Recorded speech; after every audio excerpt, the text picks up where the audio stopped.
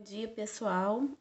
A gente vai estudar hoje sobre o efeito estufa, que eu ia dar semana passada e acabei cortando, porque eu pensei que essa semana fosse uma aula só, seria melhor fechar com o efeito estufa. Enfim, só mudei a estratégia.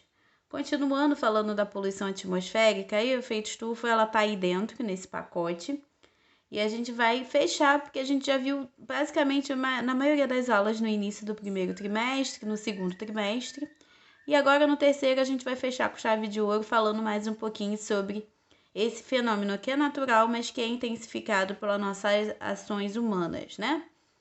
E aí a gente vai falar da definição, que a gente já tá meio que massacrado com essa definição. A gente vai falar os gases que levam esse efeito, a piora desse efeito, os impactos ambientais e sociais relacionados ao efeito estufa e como diminuir ele. Além disso, a gente vai falar um pouquinho dos tratados mundiais que a gente tem hoje em dia sobre a questão essa questão ambiental, esse problema ambiental. Então, o efeito estufa e a vida na Terra, existe relação entre esses dois fenômenos, esse fenômeno com a vida na Terra.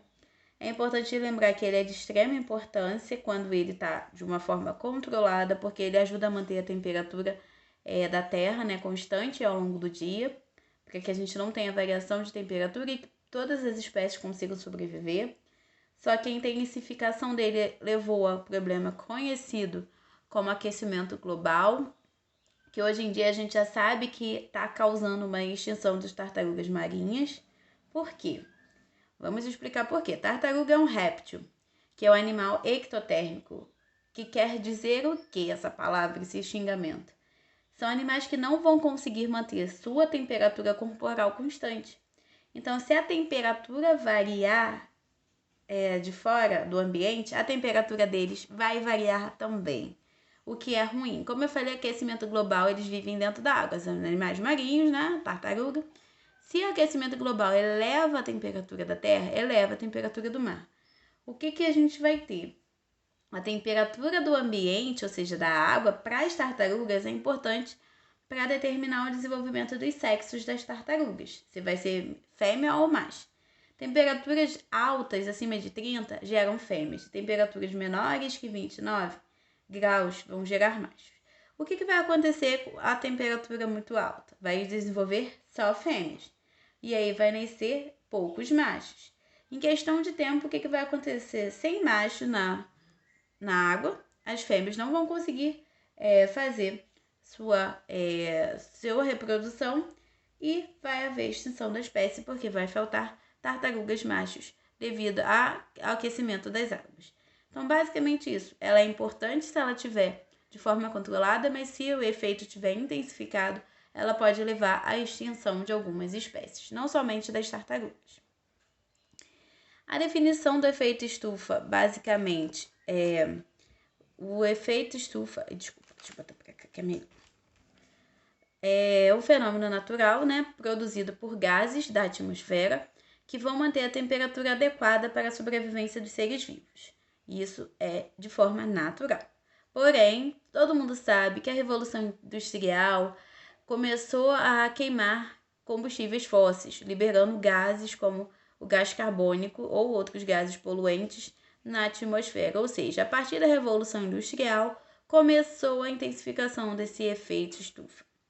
Além disso, é importante frisar que a camada de ozônio ela ajuda na absorção de parte dos raios solares, só que ela também, devido à poluição, ela tem uma destruição e com isso vem mais raios solares para cá, o que também aumenta essa questão do calor na superfície da Terra.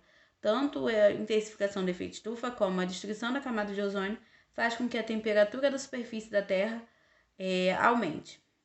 Então, é importante que o balanço entre a energia solar que chega à Terra e a energia que é refletida, ela exista para que o clima das regiões do planeta fique equilibrado. Por isso que o clima, como está uma zona esse negócio, os climas são todos desequilibrados. Então, o equilíbrio pode mudar, né? Tanto quanto a destruição da camada de ozônio, como pela concentração dos gases do efeito estufa, que em altas concentrações intensificam o efeito que eu acabei de falar. Então, a gente vai falar um pouquinho dos gases. Aqui, o efeito estufa, não, desculpa. Uma parte do calor do Sol, ela é absorvida, uma parte é refletida, né? E os gases do efeito estufa, principalmente o gás carbônico, permitem que a luz do Sol passe por eles, que são gases que deixa passar. Por isso que quanto maior, mais calor vai passar. Parte da energia ela é refletida, né, que eu falei, a camada de ozônio ela tá ali junto com os gases de efeito estufa, mas ela permite a passagem de uma parte. E esses mesmos gases podem reter também, além de deixar passar, eles retêm calor gerado pela luz do Sol. Esse calor é refletido de volta para a superfície pelas moléculas desses gases, gerando mais calor. Então, tudo isso que eu falei, efeito estufa, camada de ozônio, ele faz com que, ao invés de refletir raio solar, absorva mais. Então, vai ficar um efeito bem quente mesmo na superfície terrestre. Aí a gente bate 40 e pouco, 44, 42, facilmente, principalmente quando nos climas de verão, né? Aí agora a gente vai falar dos gases que causam o efeito estufa. São muitos os gases que vão causar esse efeito, né? Esses gases fazem parte da atmosfera e absorvem parte da radiação que é refletida, concentrando calor, né, ao redor do Sol. Mas alguns, em excesso, causam essa questão da poluição atmosférica. Então, a gente vai ter aqui os clorofluorcarbonos, pelos gases aerossóis, desmatamentos e queimadas são tipos de atividades que podem levar à liberação desses gases. Queimada de combustíveis, seja na indústria como em carros. Aqui, gases do efeito estufa e os combustíveis fósseis. Além disso, a gente tem o que vai acontecer? A gente vai ter absorção e pouca reflexão, mas a maioria vai ser absorvida e aí a gente vai ter uma maior concentração de calor aqui. Além disso, a gente tem que frisar que alguns gases vão causar esse efeito devido a atividades que vão levar à liberação desses gases, né? Então, atividades que intensificam o efeito estufa. Na agricultura, o uso de fertilizantes vão conter nitrogênio, e esse nitrogênio vai liberar um gás chamado óxido nitroso. Na pecuária, você tem a fermentação das gramíneas, que são as gramas, né? Capins pequenos, no trato digestivo do gado. O animal é herbívoro, né? Os gados, os ruminantes são herbívoros. Quando ele fermenta esse vegetal nele, vai eliminar gases como metano. Além disso, a gente sabe que meios de transporte libera, como eu mostrei aqui na foto, os meios de transporte liberam gases poluentes de fumaça que durante a combustão desses combustíveis fósseis, né, vão liberar principalmente CO2, gás carbônico. Nos lixões e aterros sanitários, existe decomposição e queima de resíduos, né, essa queima vai liberar gás carbônico, que é CO2, e metano. No desmatamento, quando as florestas são derrubadas, as florestas elas absorvem CO2 da atmosfera. Se você não tem floresta, esse CO2 não vai ser absorvido. Então, ele vai diminuir a absorção desse CO2, desse gás carbônico, pelas plantas, que seria usado para a fotossíntese das plantas. Então, quanto menos plantas, mais gás carbônico a gente tem na atmosfera e pior fica a nossa atmosfera em relação à qualidade de ar.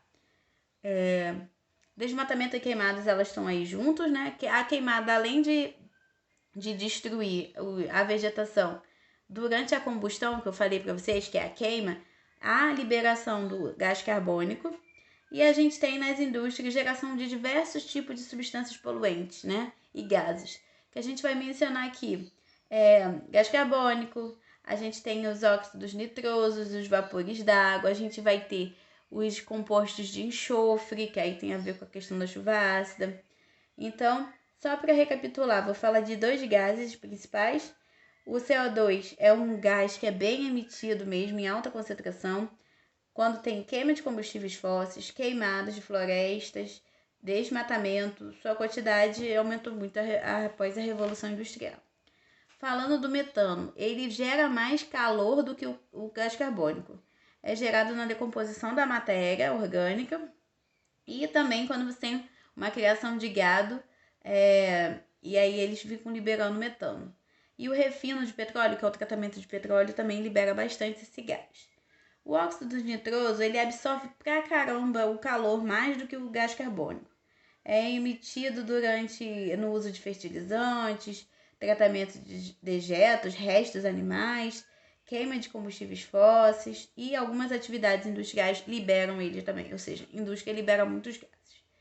O ozônio também, você tem liberação pela combustão de algumas substâncias, uso de solventes, queimadas. Então, o ozônio, que é o O3, que é um gás também.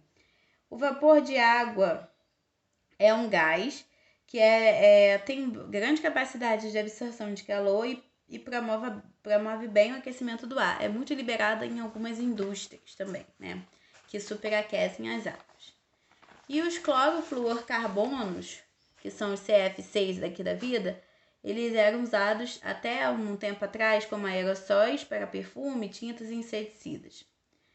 E hoje em dia eles são usados mais em geladeiras e aparelhos de ar-condicionado e para produzir espumas. E ele tem um poder de aquecimento gigantesco, quase 8.000 a mais do que o gás carbônico, ou seja, o CF6 esquentam pra caramba a temperatura da Terra. Agora, então, onde estão as emissões de gases? Principalmente na mudança do uso da terra, como as queimadas, e a gente fala, queimada não leva muito. Aqui no Brasil, que a gente tem bastante queimada, na Amazônia e no centro-oeste, você tem grande liberação de gases nessa, desmatamento e queimadas. A agropecuária, que a gente pensa que não faz tanto estrago, ela causa mais estrago em questão de emissão de gases do que para a geração de energia. Processos industriais aqui no Brasil são poucos. Alguns países, os processos industriais liberam grandes emissões de gases mesmo, mas aqui no Brasil não tanto. E para tratamento de resíduos, 5%. Então, a grande parcela aqui está na questão agropecuária e na questão do desmatamento e queimadas, ou seja, ações humanas, né? Principalmente nessas questões aqui do desmatamento.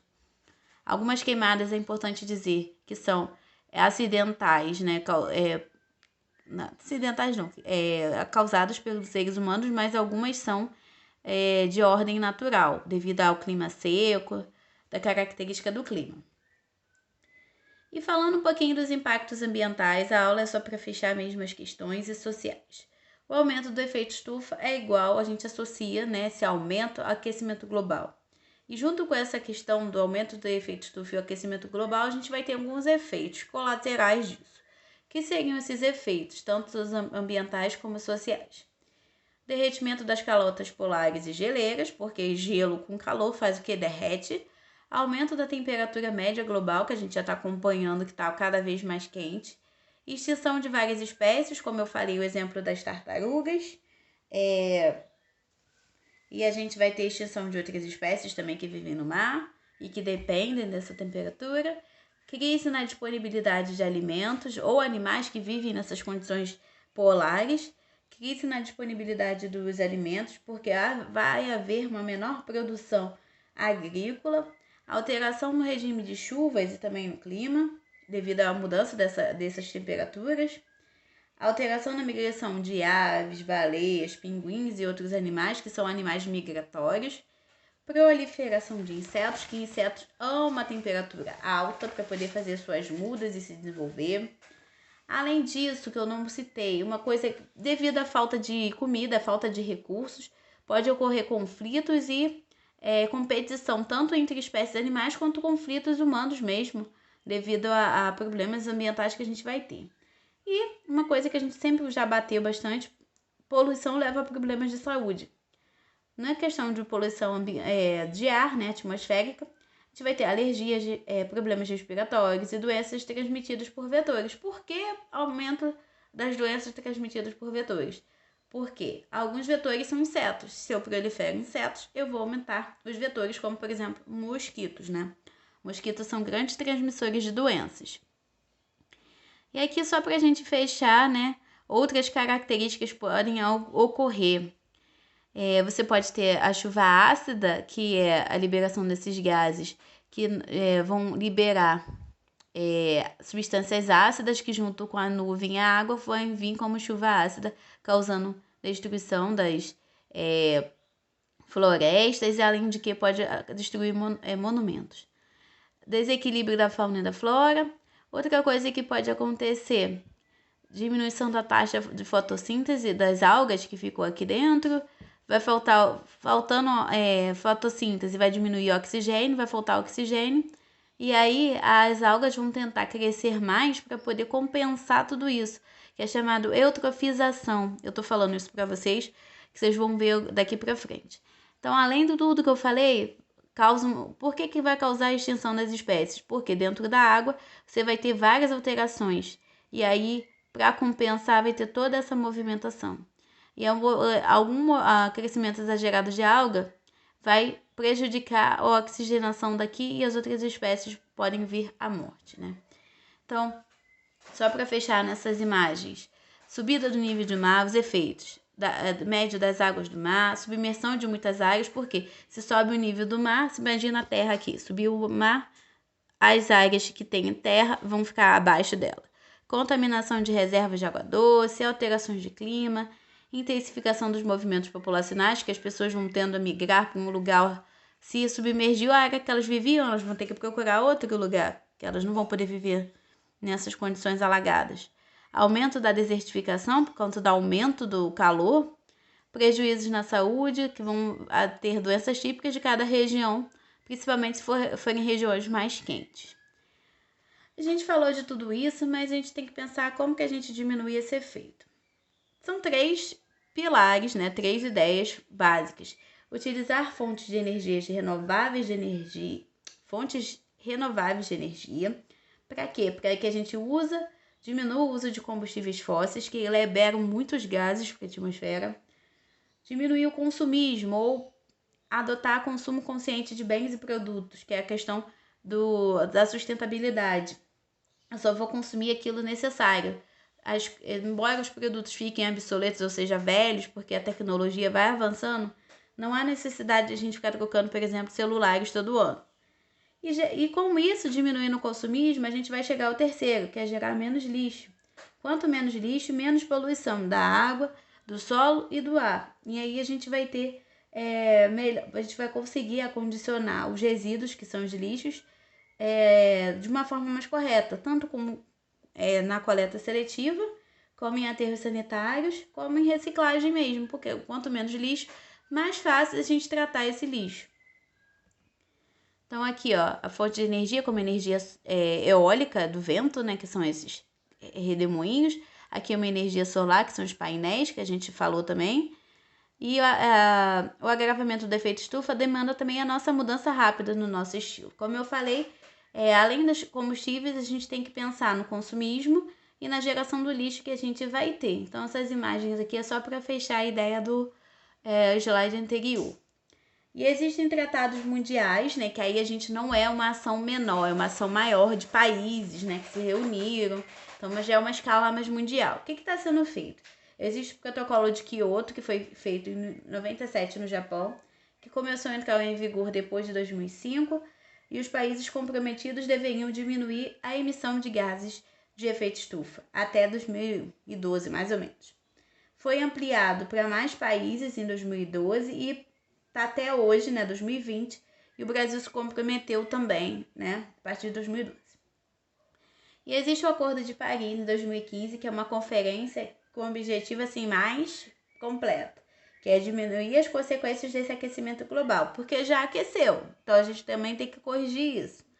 O que a gente vai ter? Tem 195 países aí, por isso que eu falei que é um acordo maior, que se comprometeram a diminuir a emissão de gases do efeito estufa. Principais medidas que a galera resolveu tomar: progredir na utilização de fontes alternativas de energia, ou seja, aquilo que eu falei, usar mais energia alternativa, implementar melhorias no transporte para reduzir o consumo de combustíveis fósseis, né?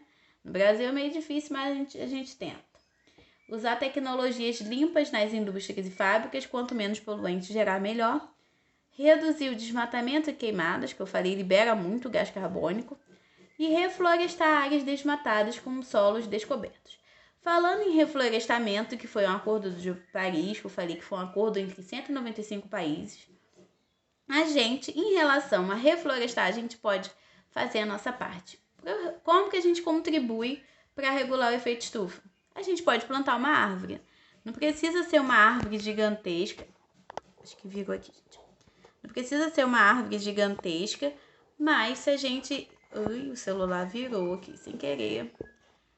A gente pode simplesmente plantar uma árvore para ajudar nisso nos nossos quintais, caso a gente tenha um quintal. Ou a gente evitar derrubar, né, essas áreas. O que a gente vai ter? Quando a gente planta uma árvore, a gente ajuda na absorção de CO2 naquele, pelo exemplo, nas nossas ruas, e vai liberar mais oxigênio, que é um gás bom para a planta fazer mais fotossíntese e liberar mais O2 para a gente.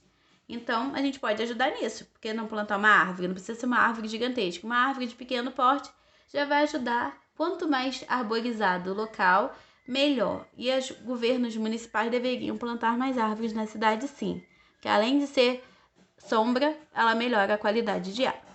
Então, a gente falou um pouco do efeito estufa, de como a gente pode ajudar também, de como os países eles podem fazer também com que diminua. E basicamente é isso. A gente também pode contribuir diminuindo o nosso consumismo, plantando uma árvore, gerando menos lixo. Então, cada um pode fazer a sua parte. Uma boa semana de aula a todos.